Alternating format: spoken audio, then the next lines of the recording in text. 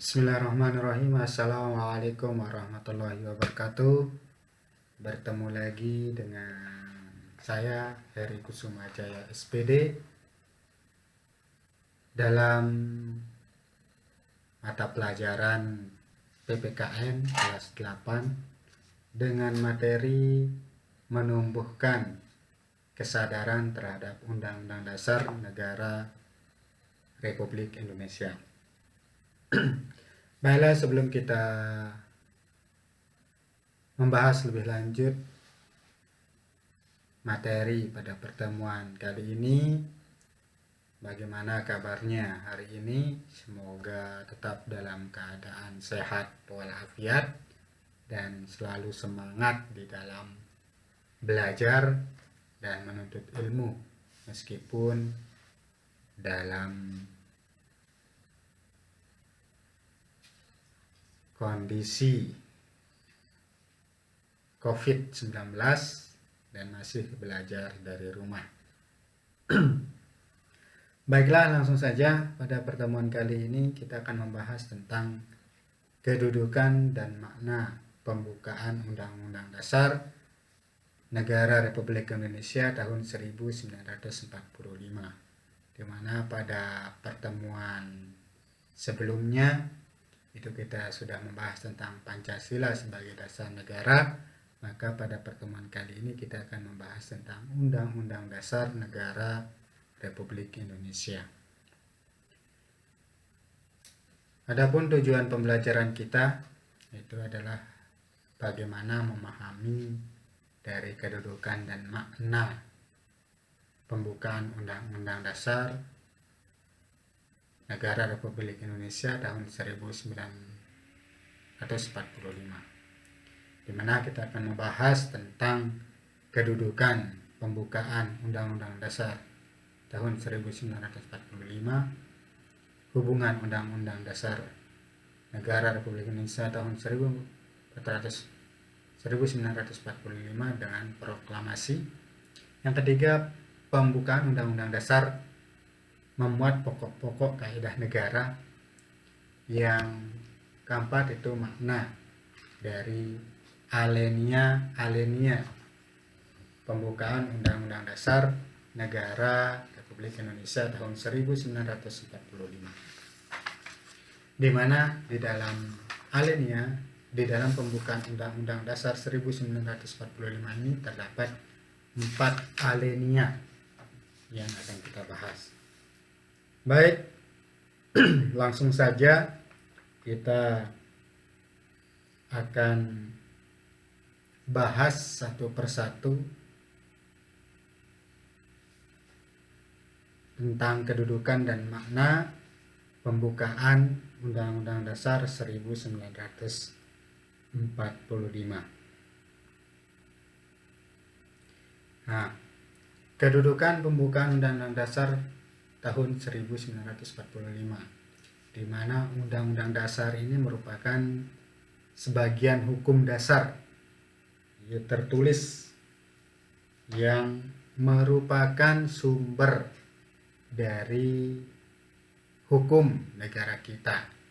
Undang-Undang Dasar Negara Republik Indonesia tahun 1945 merupakan sumber hukum bagi peraturan perundang-undangan dan merupakan hukum tertinggi dalam tata urutan peraturan perundang-undangan Indonesia. Ini artinya bahwa segala peraturan yang ada di negara kita, baik peraturan dari daerah, peraturan dari provinsi, peraturan pemerintah yang lain, yang menjadi sumbernya itu adalah Undang-Undang Dasar Negara Republik Indonesia, karena sebagai hukum dasar yang tertulis. Jadi Undang-Undang Dasar itu merupakan hukum dasar yang tertulis sebagai sumber hukum bagi peraturan perundang-undangan yang ada di Indonesia. Nah, kedudukan Undang-Undang Dasar 1945 ini memiliki sistematika, di mana sebelum amandemen itu terdapat 3 sistematikanya. Yang pertama itu pembukaan, yang kedua batang tubuh, yang terdiri dari pasal-pasal. Yang ketiga itu penjelasan.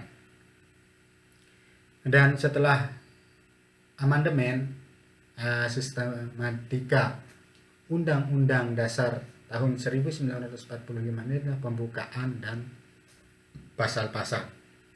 Nah, inilah kedudukan dari pembukaan Undang-Undang Dasar 1945 yang merupakan ketentuan tentang sistematika Undang-Undang Negara Republik Indonesia tahun 1945 ditegaskan dalam pasal 2 tambahan, yaitu dengan ditetapkannya perubahan setelah diamandemen Undang-Undang Dasar ini, Undang-Undang Dasar Negara Republik Indonesia tahun 1945 terdiri atas pembukaan dan pasal-pasal. Nah, ini silakan jelasnya bisa buka blog dan buka buku paket yang sudah di-download. Nah, yang kedua kita akan membahas tentang hubungan pembukaan dengan proklamasi kemerdekaan. Nah, pembukaan Undang-Undang Dasar 1945 memiliki hubungan yang erat dengan proklamasi kemerdekaan. Pembukaan juga memuat kaedah-kaedah yang fundamental bagi penyelenggaraan negara. Proklamasi kemerdekaan memuat dua hal pokok, yaitu pernyataan kemerdekaan bangsa Indonesia dan tindakan yang harus segera dilakukan dengan pernyataan kemerdekaan itu. Di alinea ketiga pembukaan Undang-Undang Dasar Negara Republik Indonesia tahun 1945 memuat pernyataan kemerdekaan, di mana pada alinea ketiga tersebut dinyatakan atas berkat rahmat Allah yang Maha Kuasa dan dengan didorongkan oleh keinginan luhur supaya berkehidupan kebangsaan yang bebas, maka rakyat Indonesia menyatakan dengan ini kemerdekaannya.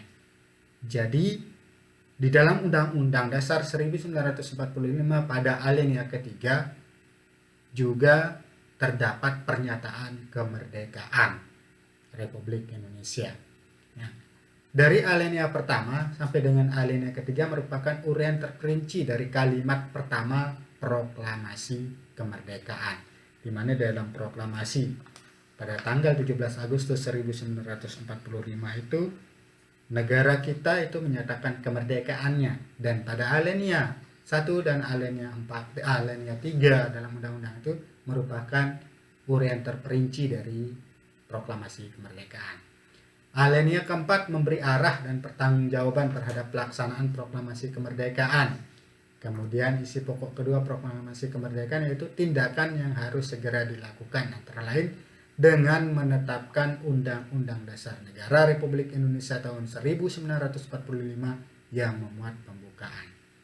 Pembukaan Undang-Undang Dasar Negara Republik Indonesia tahun 1945 dan proklamasi kemerdekaan merupakan satu kesatuan yang bulat.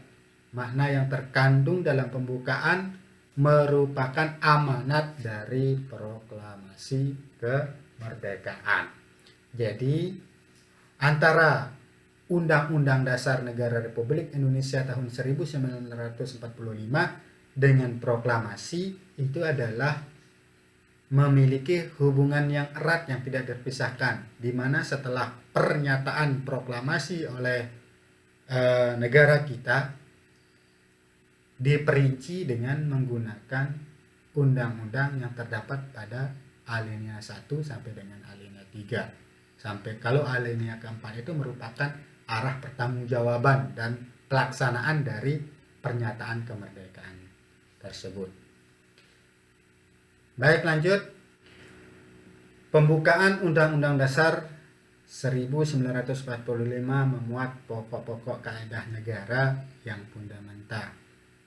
Undang-undang ini, Undang-Undang Negara Republik Indonesia tahun 1945 yang terdiri atas pembukaan dan pasal-pasal. Dilihat dari tertib hukum, keduanya memiliki kedudukan yang berbeda.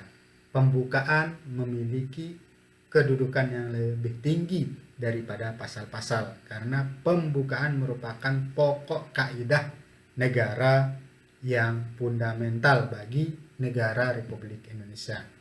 Sebagai pokok dari kaidah negara yang fundamental, Undang-Undang Dasar, pembukaan Undang-Undang Dasar 1945 ini telah memenuhi persyaratan, yaitu sebagai berikut. Yang pertama, berdasarkan sejarah terjadinya, bahwa pembukaan ditentukan oleh pembentuk negara PPKI yang menetapkan Undang-Undang Dasar Negara Republik Indonesia tahun 1945 telah mewakili bangsa Indonesia, di mana panitia persiapan kemerdekaan Republik Indonesia itu merupakan wakil dari bangsa kita untuk menetapkan Undang-Undang Dasar Republik Indonesia. Yang kedua, berdasarkan isinya, bahwa pembukaan memuat asas falsafah negara, pertama ada Pancasila, asas politik negara, kedaulatan rakyat, dan tujuan negara. Yang ketiga, pembukaan menetapkan adanya suatu undang-undang negara Republik Indonesia. Nah, jadi dilihat dari sejarah terjadinya Undang-Undang Dasar itu, dilihat dari isinya dan ketetapan adanya undang-undang, maka Undang-Undang Dasar Negara Republik Indonesia itu bisa memenuhi persyaratan sebagai pokok kaidah negara yang fundamental. Pokok kaidah fundamental yang terdapat dalam pembukaan Undang-Undang Dasar Negara Republik Indonesia itu diantaranya yang pertama itu adalah pokok-pokok pikiran yang diciptakan dan diwujudkan dalam pasal-pasal Undang-Undang Dasar, di mana seperti kita yang tadi bahwa Undang-Undang Dasar 1945 ini terdiri dari pembukaan dan pasal-pasal. Di dalam pasal-pasal ini mengatur pokok-pokok pikiran yang akan diciptakan, yang harus diwujudkan oleh pemerintah bangsa Indonesia. Yang kedua yaitu pengakuan kemerdekaan hak segala bangsa, di mana ini sudah terdapat di dalam pembukaan, di mana di dalam pembukaan itu dinyatakan bahwa sesungguhnya kemerdekaan itu ialah hak segala bangsa. Nah, di sini terdapat pada alinea pertama dalam pembukaan Undang-Undang Dasar 1945. Yang ketiga di sini merupakan sebagai cita-cita nasional, di mana mewujudkan keadilan sosial bagi seluruh rakyat Indonesia, mencerdaskan kehidupan bangsa dan lain sebagainya. Itu merupakan cita-cita nasional yang terdapat di dalam Undang-Undang Dasar 1945. Yang keempat, pernyataan kemerdekaan, di mana terdapat pada alinea ketiga, di mana di sana menyatakan bahwa atas berkat rahmat Allah Subhanahu wa taala dan dengan didorongkan oleh keinginan luhur supaya berkehidupan kebangsaan yang bebas, maka rakyat Indonesia menyatakan dengan ini kemerdekaannya. Jadi di dalam undang-undang juga terdapat pernyataan kemerdekaan. Di sini juga terdapat tujuan negara.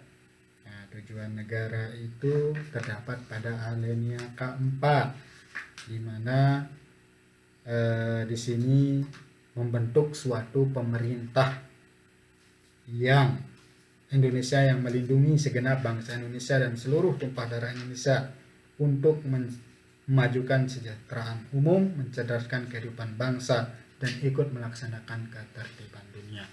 Di sini juga terdapat dari tujuan negara. Yang keenam itu kedaulatan rakyat, mana di sini tentu kita sebagai bagian dari bangsa Indonesia juga diperhatikan bahwa ini kaitannya dengan kedaulatan rakyat. Yang terakhir di sini adalah di dalam kaidah fundamental dalam Undang-Undang Dasar 1945 terdapat dasar negara, yaitu Pancasila yang sudah kita bahas pada pertemuan sebelumnya, yaitu pada bab 1. Dasar negara kita adalah Pancasila.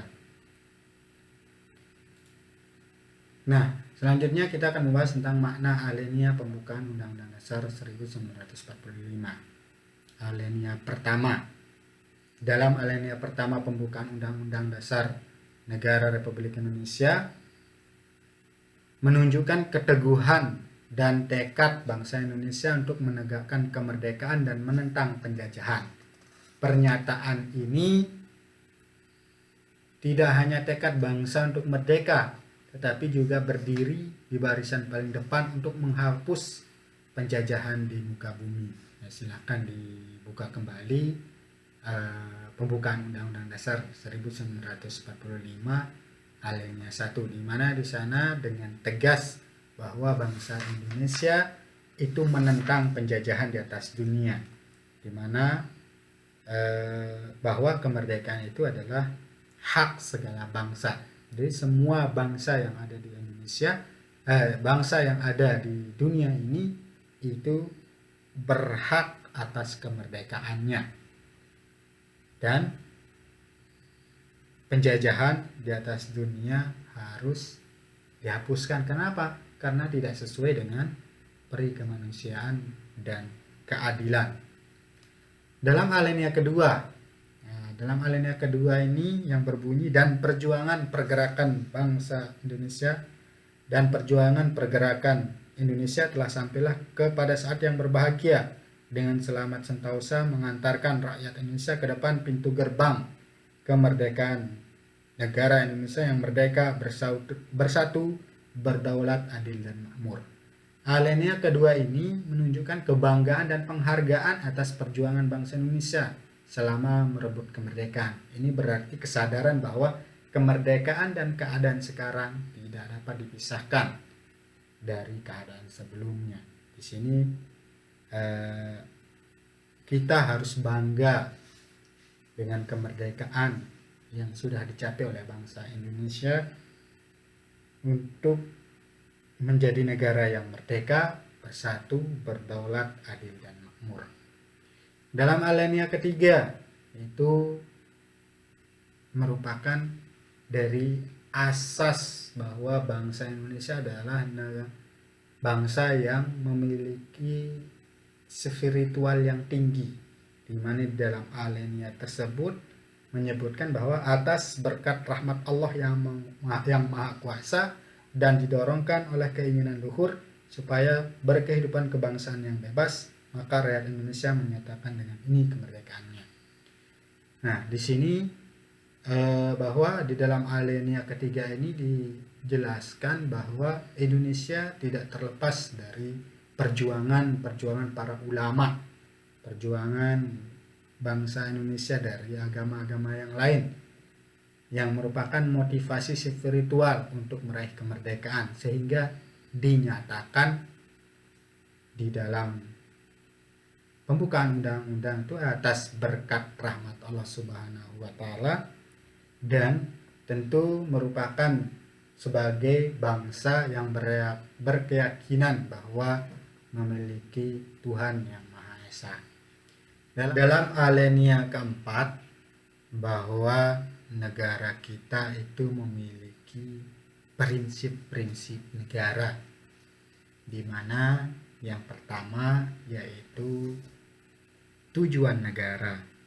Negara Indonesia yang dibentuk tentu memiliki tujuan negara yang hendak diwujudkan, yaitu melindungi segenap bangsa Indonesia dan seluruh tumpah darah Indonesia, memajukan kesejahteraan umum, mencerdaskan kehidupan bangsa, dan melaksanakan ketertiban dunia yang berdasarkan kemerdekaan, perdamaian abadi, dan keadilan sosial. Keempat tujuan negara tersebut merupakan arah perjuangan bangsa Indonesia setelah merdeka. Kemerdekaan yang telah dicapai harus diisi dengan pembangunan segala bidang untuk mewujudkan tujuan negara, sehingga secara bertahap terwujud cita-cita nasional, yaitu negara yang merdeka, bersatu, berdaulat, adil, dan makmur. Yang kedua, ketentuan diadakannya Undang-Undang Dasar. Pembukaan Undang-Undang Dasar Negara Republik Indonesia tahun 1945 menghendaki diadakannya Undang-Undang Dasar. Dalam hal ini adalah batang tubuh atau pasal-pasal. Kehendak ini menegaskan prinsip Indonesia sebagai negara hukum. Pemerintahan diselenggarakan berdasarkan konstitusi atau perundang-undangan, tidak atas dasar kekuasaan belaka, di mana fungsinya undang-undang dasarnya sebagai sumber dari segala sumber hukum. Selanjutnya itu kaitannya dengan bentuk negara, yaitu bentuk republik yang berkedaulatan rakyat. Maksudnya di sini adalah prinsip bentuk negara, yaitu susunan negara Republik Indonesia yang berkedaulatan rakyat. Republik merupakan bentuk pemerintahan di mana pemerintahnya dipilih oleh rakyat, berbeda dengan bentuk kerajaan di mana pemerintah bersifat turun-temurun. Yang terakhir itu adalah dasar negara, yaitu Pancasila, di mana dalam alinea keempat ini disebutkan dasar-dasar negara, mulai dari sila pertama yaitu ketuhanan yang Maha Esa sampai dengan keadilan sosial bagi seluruh rakyat Indonesia. Jadi makna dari semua alinea ini, alinea yang terdapat di dalam Undang-Undang Dasar 1945 itu adalah selain sebagai dasar negara, selain sebagai sumber hukum, maka itu merupakan cakupan dari tujuan atau cita-cita nasional dari bangsa Indonesia yang seharusnya diwujudkan untuk mencapai tujuan negara yang terdapat di dalam alinea 4 itu tadi, dengan sistem pemerintahan republik, dengan tujuan negara yang sudah terdapat dalam undang-undang, dan dengan dasar negara yaitu Pancasila. Ya, demikian yang dapat kita bahas pada pertemuan kali ini. Mudah-mudahan bermanfaat untuk kita semua, dan terima kasih. Assalamualaikum warahmatullahi wabarakatuh.